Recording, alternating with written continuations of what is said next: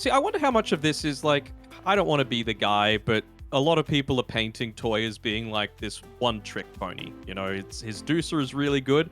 On most other heroes, not so much. But clearly Neon are feeling that way because not often you see a first phase ban of a Medusa. This is the sort of thing I'm talking about. It's just, particularly in the early stages of a new patch, take away the comfort because that's what people are going to go back to if they're feeling desperate. Like, now you've just got them in a state of desperation from the very beginning. So it becomes a little bit more challenging. To Motivate's credit, though, they're looking to take away some of the stuff that they felt overwhelmed them. A lot of this early push through the Lycan and the Beastmaster. And I don't think they're going to be all that concerned about Neon going for like an Enryu Broodmother, for example, because they got a Lesh. Plenty of ways to be able to deal with it. Yeah. One of those things as well, right? Like, we have noticed when Toy doesn't have that comfort pick that he's looking for, it does feel like Fearless and Masteros are the ones who try to almost carry the team for Motivate. And I think that's kind of what we had last game, almost. You know, like it was really weird the way they were playing. It was weird. Yeah, but like, you just can't carry that game as a Broodmother because of the picking it into a Kunkka. You know, like you could try your best, but it's just not going to happen. And you just saw Avatar mode followed him around the entire map, which is exactly what you need to do. It's not hard to do it, but yeah, they made it so much more difficult than they needed to be. But okay, so we've got support duo on OB.Neon, core support on Motivate.Trust. The big thing for OB.Neon is that they've got that last pick of both this phase and the next. So what we're expecting to see here is possibly the mid laner, I would say, would be coming out with this pick, just because it's the only matchup that you are potentially knowing is going to happen. Of course, there is also the potential that it might just be an Io Leshrac laning together, but I feel like that's something that needs to come online a little bit later. Lesh, in my opinion, is by far the strongest lane, is going to be mid. Yeah. Well, OB.Neon. Again, really just diving into that reserve time, having a very hard think about this third pick now. I don't want to see Alina in pro games. There we go. Very good, Danog. Very good. Very on point. Have you seen much Lina since the change? None actually. Not in the pro scene. Actually, none at all. I haven't seen any in my pubs. I haven't seen any in the pro games. So, I know they changed Fiery Soul in some way. What do you think? It's an interesting way that they changed it, right? So, the way that it works now is that it's not based off of the spells that you cast. It's based on the units that you hit with. So, instead of having 3 charges and having up to, oh god, quick maths, 270 attack speed if you've got all 3 charges onto it. Now it's got a maximum charges of 7, and you can get up to 40 attack damage attack speed per charge. So it's 280, so slightly more.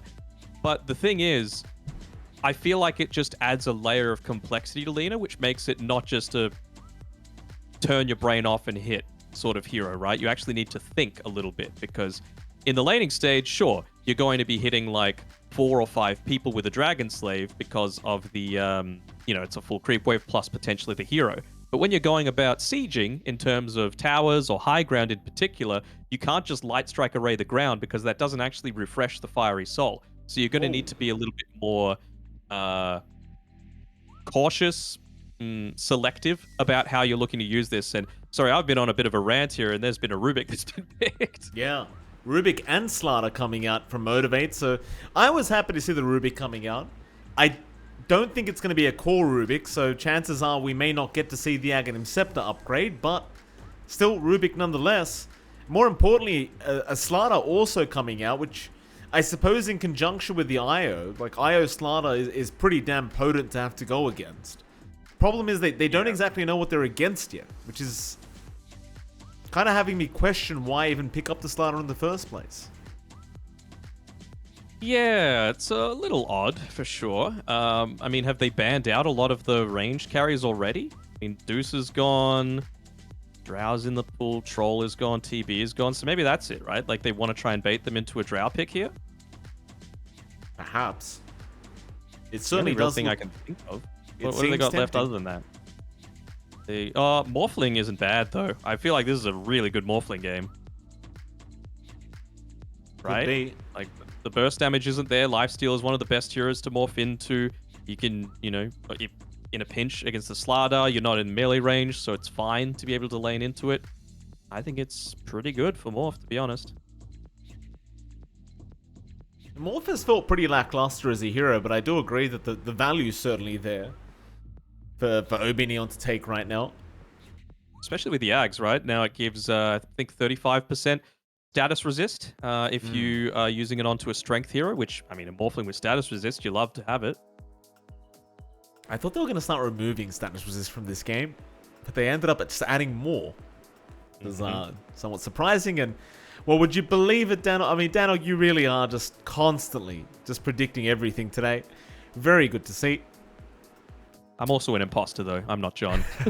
So it's, I don't know. Like, I feel like anytime I see a lifestealer, and particularly against the Slardar, it just felt not obvious, but like, I don't know. It's a good Morphling game. I'm keen to see how this Lina does into the Leshrac lane, though. I think it's going to be very interesting, and I think that's what will be most exciting for chat to be able to see as well, because you just keep an eye on, keep the Lina highlighted, and just keep having a look at the Fiery Soul and how you're going to be able to play against that. Because the only other difference is that they actually re-increased the buff duration from, I believe, 12 to 15 seconds. So now, even you can refresh it between Light Strike arrays, because that has a cooldown of, I believe, 13 seconds. So it's like, you don't need it to be like chaining two different spells back to back. It can just be the one spell that you use to refresh it constantly. Right. Should be a very interesting game here. Game number 2. At least the drafts look a lot more even this time. Like, I don't think we can outright say one draft is way better than the other this time around, which is good. Should mean for a much more even game number 2 between these two. Though if you had to pick, Danog, which draft do you prefer? Probably going to go with Neon, just because I feel like they've got their Comfort Bane. Weaver is busted. I feel like it's a good Morphling game. And I think Lina is still fine. And it's not even like Lina needs to be that high ground sieging win condition, because you've got this Morphling as well. Both of you can do it. So it's not just going to put the entire weight on your shoulders. Yeah, that's fair. I mean, I could personally see Motivate being able to pull this one off, but it's kind of like, if they can get it together, though. Because, again, last game, they just didn't look like they were playing as a team. And if this game turns out like the last one, you know, they're just going to get run over again. So at the end of the day, Dota is a team game, and they just did not look like one last game. Yeah, that's for sure. I mean, it's not just a hard draft loss this game. That's the thing, right? I believe they actually saw that Observer would get placed down, so they're going to at least get off the nice and early D ward. Nicely done. That kind of reveals their own ward, though, as they look to go and deny it. Well, that'll leave both mid laners without a ward, which is, you know, it's fair. Even though they haven't gotten rid of it quite yet. Sure, Motivate will eventually just deny that one off before the laning stage really gets underway. Of course, we are going to have a quick reconnection out from Boom Boy, you know, as is tradition. Yeah. I feel like the vision, though, is actually more important for Gacha Boy, right? Because you're against Alina. She's got the right-click advantage. So you need your Lightning Storm to be there harassing her out. And she's always going to be towards the back end of the creep wave, right? So not having the vision means that the Lightning Storm doesn't actually hit if you're just looking to play around that fog of war. Right. That's fair. I mean, he's thinking about keeping it. Like, he has not denied it off yet. They know it's there, though. Yeah, exactly right. Like, the tower's been seeing all this, so you've got to deny it off unless you just want to give free gold away to the Lina. I guess we'll see. Maybe he wants to play around with this ward and, you know, try to get him to waste a sentry or something like that. But I want to just get a. What's your feeling about which bounty runes each team should be contesting now with the new spots? I kind of feel like they should be contesting, like, Radiant should get both of the left ones and Dire should get both the right ones. Well, that's what we've been doing in pubs. It feels more organic to go for the left if you are Radiant and go for the right if you're Dire. I kind of agree with you on that. At the same time, though, I think with the banner rune changes, we're not going to know anything until these pros decide how it's meant to be.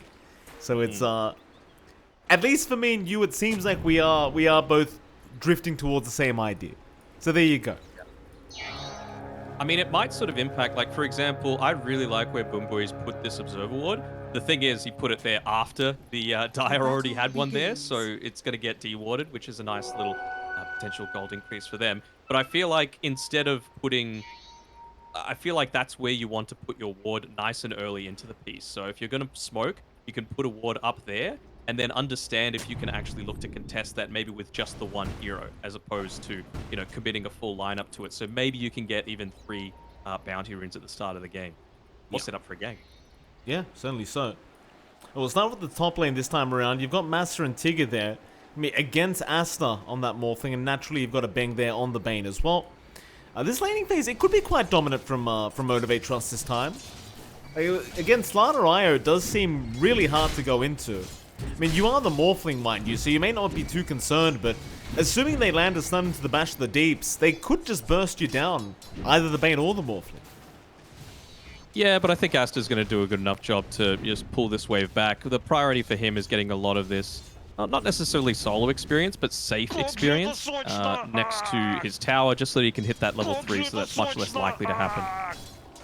That's fair. Things are out, but nothing to really come quite yet, as Bang's going to hang around for that range creep. Over in the mid lane, of course, Gacha Boy against Avatar mode. Already 7 Fiery Soul stacks here on Avatar, so it looks like he was going for a bit of a chase onto Gacha Boy, but is unable to secure the kill. Still, with this new change, he does already hit very fast. That's actually kind of absurd.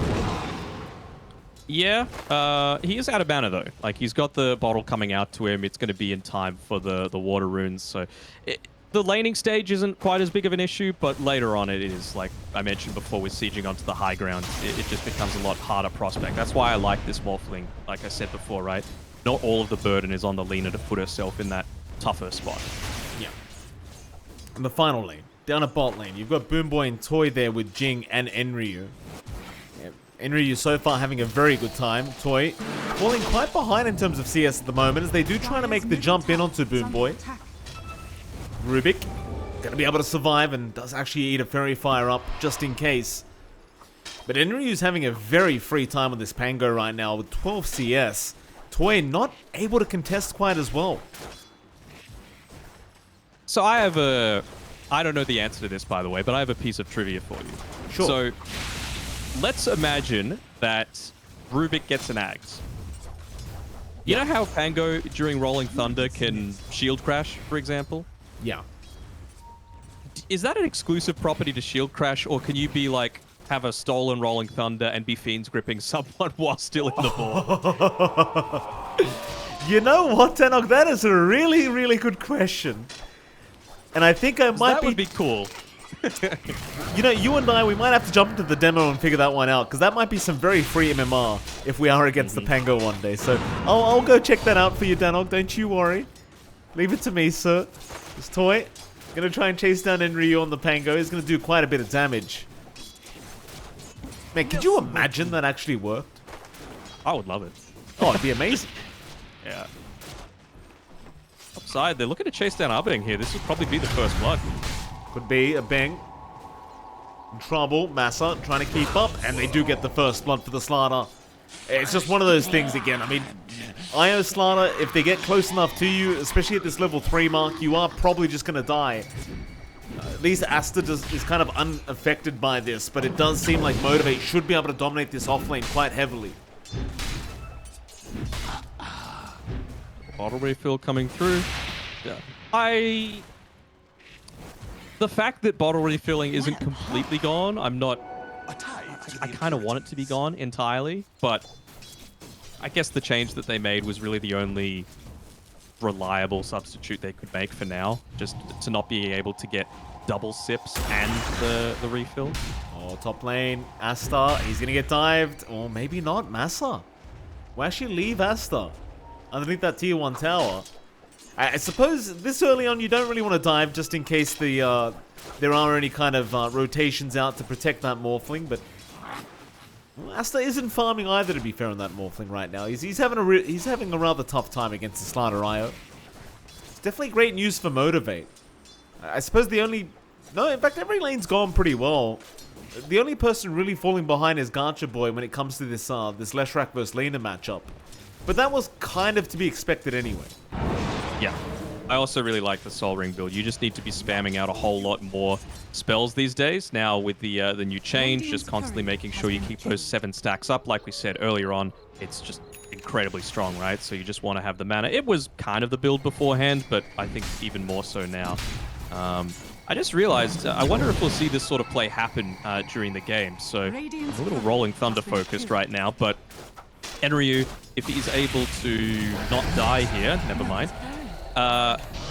If he gets the Rolling Thunder and the Slardar uses the Corrosive Haze onto him, the Corrosive Haze now leaves a trail of water. So as long as Masaros has a BKB, he will probably actually chase down that Pangolier and kill it if he's not too careful. That is actually hilarious. I didn't realize it did that. I didn't notice that change. Well, there you go. That is actually pretty funny.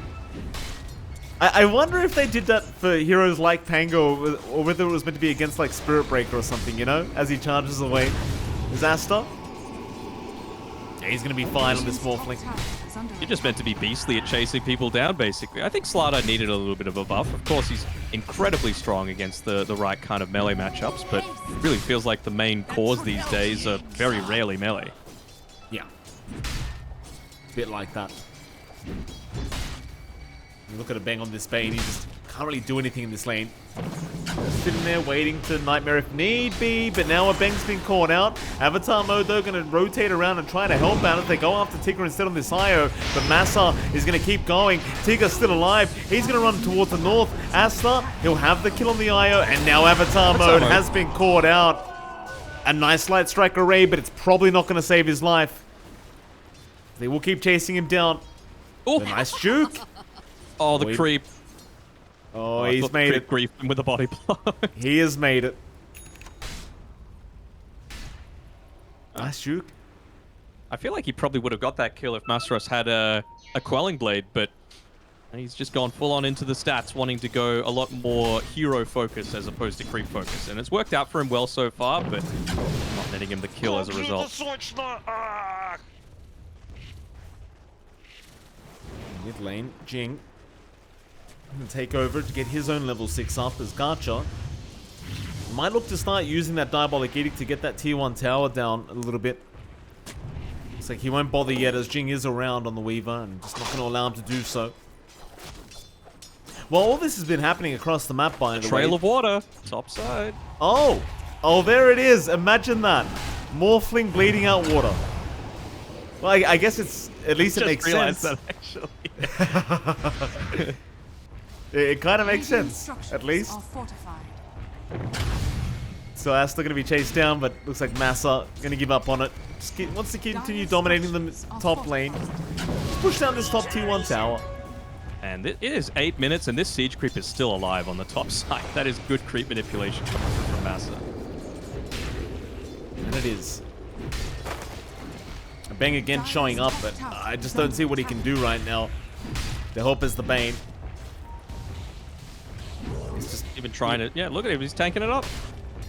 Oh, be careful here. You can see the Lena. Yeah, after.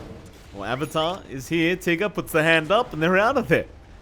That's a little tether away, and a Bang never got a Nightmare off into that IO, so he's just perfectly fine. They might turn around. In the meantime, look at what's happening. Gacha Boy is just in the mid lane being like, all right, well, I'll start to put a little bit of pressure onto this tower because of all the space Massa and Tigger are making. Oh, absolutely. And Bang, still not out of the woods yet either. They did get a nice scan off to see that there are people still on that high ground, but the chase is on. Massa gonna actually miss out on the Bane for now, but does run right back into him as a Bang does turn for a Nightmare, but Massa does not care about that Nightmare. He'll just keep chasing him down. And a Bang should eventually die here as he'll have to put the hand down now. There you go, Massa. Able to pick up his 3rd kill of the game on this Slardar. So far, a great start for Motivate.Trust, and OB.Neon are the ones that are starting to fall behind. We've seen a couple of these IO pairings just going straight for the Mask of Madness. First time around, it was the Night Stalker. This time around, Slardar. Obviously, much more of a natural build-up there, but, I mean, it feels so hard to be able to man-fight into this Slardar at this point now. Kind of impossible at the moment. Yeah. Bot lane, Toy. Moved it on to Jing, but there's a bit of harassment out on the Weaver. They have not been able to lock down or slow down this lifesteal. And they were off to a good start in this off lane for OB.Neon, but it seems like Toy's just managed to keep up and catch up. He almost has that armlet available now. It feels like it's kind of impossible to stop this lifestealer at this stage. See here, Tigger's moved over to helping out Gacha Boy a little bit. Had a bit of a rougher laning stage, but with all these stacks that he was able to pick up, he's recovered instantly. He's actually overtaken the leaner in net worth. Very nice here for Gacha. He's going for the Eternal Shroud on the Lesh. Obviously such a great item for him, but especially when paired together with an IO and with all of that additional spell lifesteal that you're able to get if he goes for the shard. It's like a Holy Locket to start off with, the IO. Gacha. Careful, sir. Let's pop the Fairy Fire just to be able to ensure that he survives through this this onslaught of neutral damage. Let's actually leave the Dark Troll Summoner behind, but who cares about that guy anyway? It still seems like Motivate are trying to get this top tier 1 tower to go down, but Asta and Jing are still around, still defending. Not leaving the opening there for that tier 1. I suppose the thing is, the way Motivate's going, they are going to snowball out of control if they are allowed to keep the game going the way it is right now. So just keep those objectives up. Keep those towers protected here if you are OB.Neon.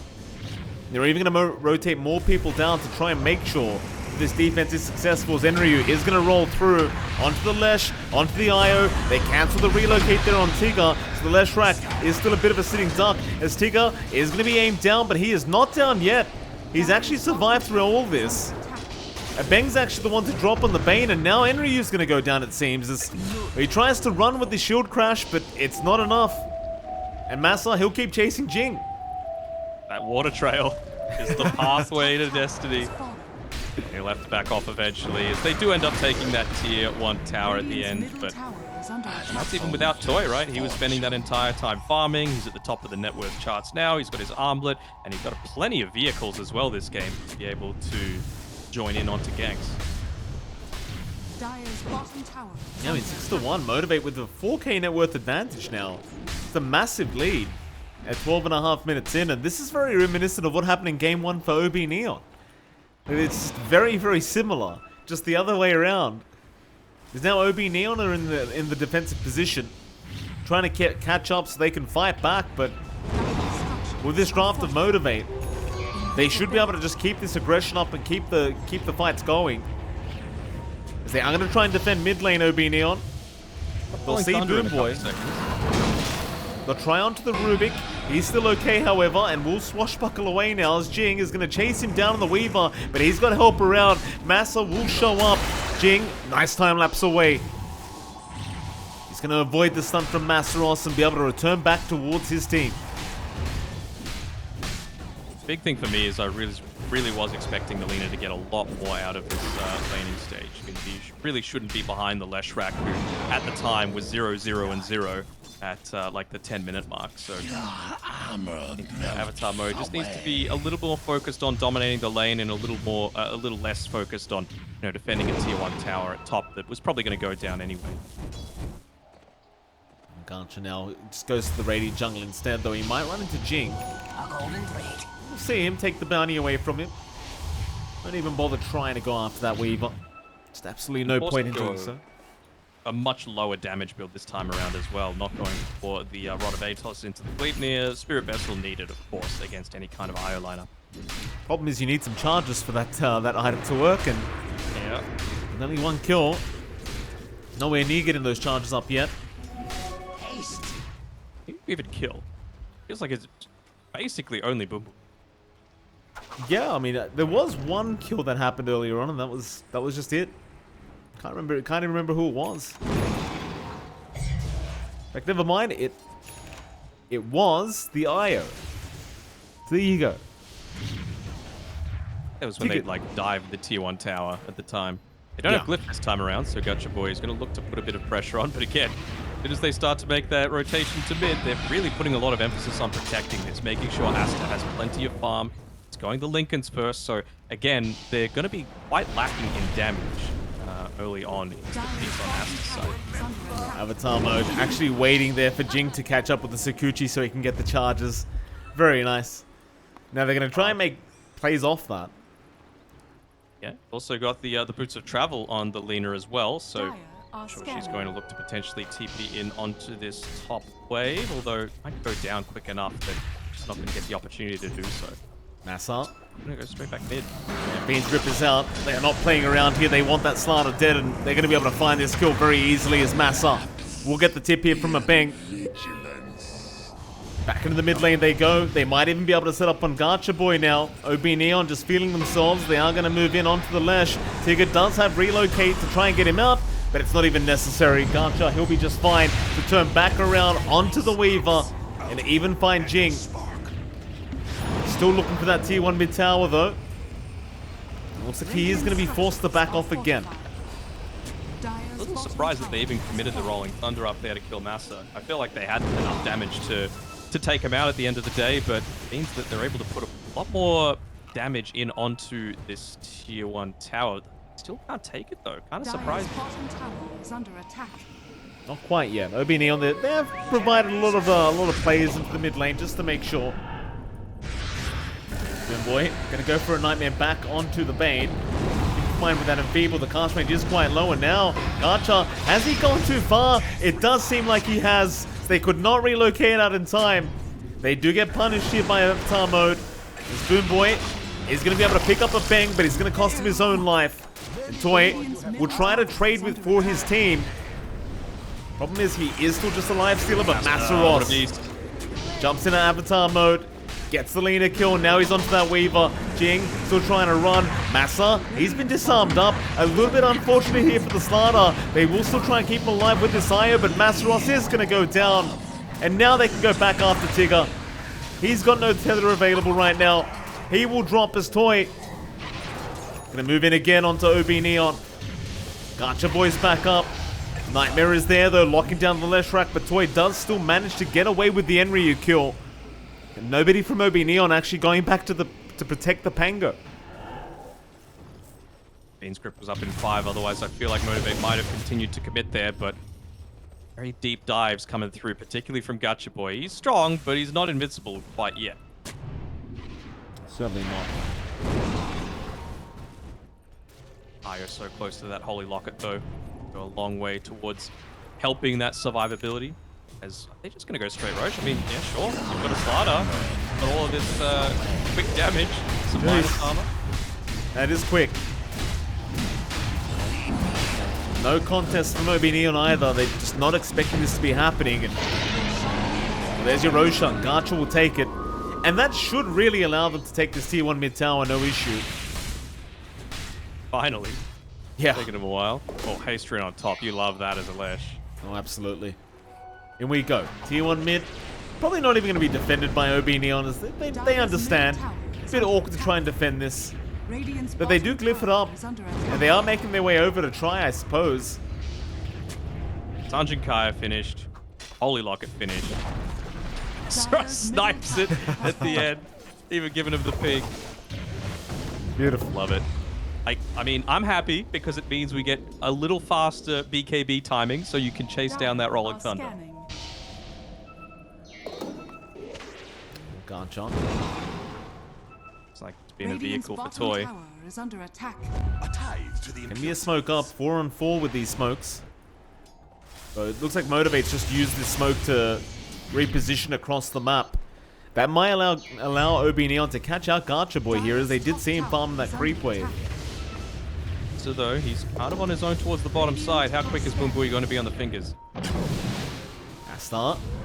They get caught out. Strength Morph is there, but it may not matter as they've got so much lockdown. Relocate even coming out from Tigger and Gacha, but Astar's still on the run. How long can he run though? Toy slowed him down again, but it's not going to be enough. They couldn't finish the job. And now Motivate, they're the ones who need to leave. How many TPs did they use though for that bottom side? Bane doesn't have it, Pango doesn't have it, Weaver doesn't have it, so you could very easily at least force a glyph out on this top area. They All you're going to lose for it is one tower. Well, Toy's still fighting. They'll chase down Boom Boy here on the Rubik, but he's got Sakuchi, so he's quite hard to catch. Enryu, however, not so much. In the meantime, they caught out the Lina. Avatar mode's gonna drop. Gacha Boy's caught him out. Now a Bang to fall as well. Enryu, he will try and blink out with the swash as well, but Boom Boy's on the chase. With the Rubik, there's plenty of close potential here. It's gonna wrap around the long way through the triangle and might still find the Pango in time. Though no, it does seem like Enryu is very well aware of this chase. So Boom Boy hasn't given up yet. Still chasing Enryu down. This is the longest chase I've seen. It's a long one. Can't just walk into a Morphling though. Ooh, maybe he gets the kill. He gets the... And now Massa jumps in. He'll strength morph again. It could be a little bit rough here for Asta. As look at that attack speed. My god. Jesus, that is quick. Well, there's no glyph, so Gacha Boy is like, alright, tier 2 tower. They can take all 3 tier 2 towers down. The lanes are really far pushed in. Lina going to do her best to try and push this out as quickly as possible, but she might just be feeding her life away again. She's got the Shadow Blade at least. She will get out. Here we go though, that tier 2 bot tower pretty open here for Motivators. They've got the Aegis still up on Gacha. No fear at the moment. Still got that Aghanim shard queued up. I love to see it.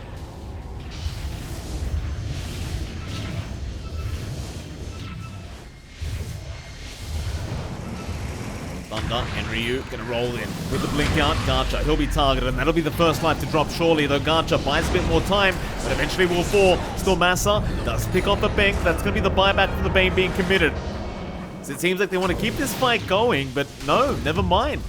OB.Neon, they will back off, so the buyback being committed, but nothing comes of it.